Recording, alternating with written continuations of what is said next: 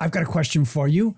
What TLD, meaning top level domain, should you use? So what's a TLD? It's the part after the dot in your URL. So .com, .org, .real estate, whatever, okay?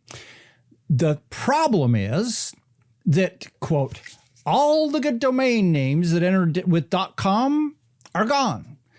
And should I just go grab one of the other ones because I can get exactly the domain name that I want?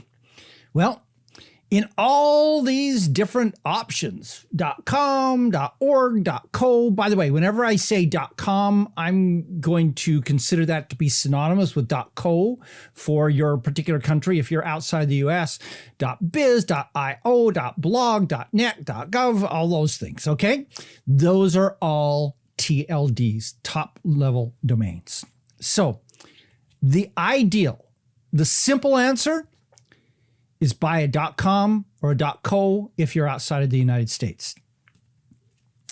If you have a business that qualifies as a .gov, meaning you've got to be a governmental organization, .net, which means you actually run a network, or .org, meaning that you're a nonprofit organization, then those are okay.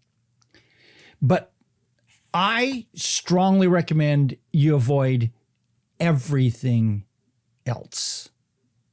Yes, all those other domain names that are out there that will become hot, like .club suddenly became hot when Clubhouse came on. And you notice that it's not hot anymore, less like 3 months later. So let me give you several tests to use as you determine this. The first one is search engine results. I encourage you, if you don't believe me, go and search for 15 different terms from very, very different terms and look at the domain, at the TLDs of everything that comes up in the top 10. What you're going to find is that they will be almost all .coms, .orgs, .govs, .nets. There will be maybe one or two .bizes in there, maybe one or two .ios, especially if you go into a programming kind of field. And everything else just simply won't be there.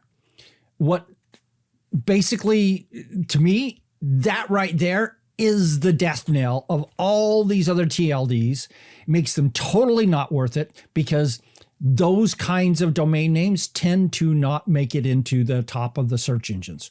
Why?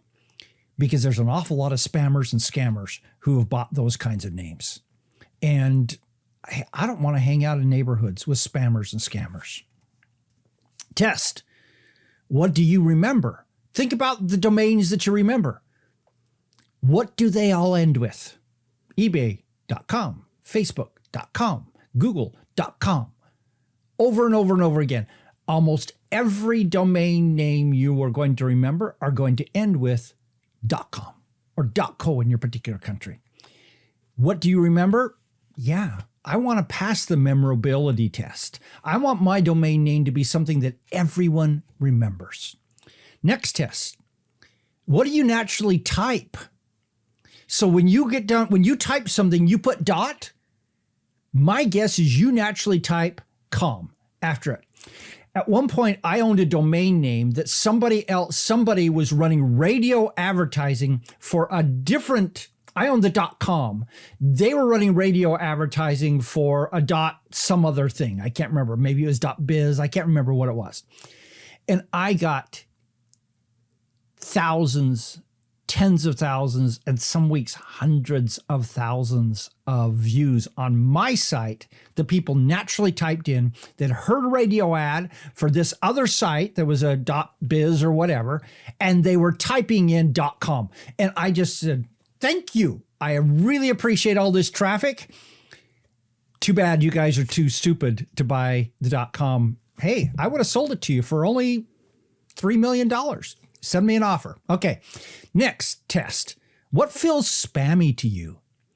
Does .real estate? Ooh, that sounds really hot. That's about real estate. Or does that feel spammy?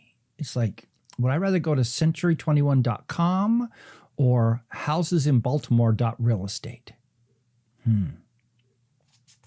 Okay. Next test.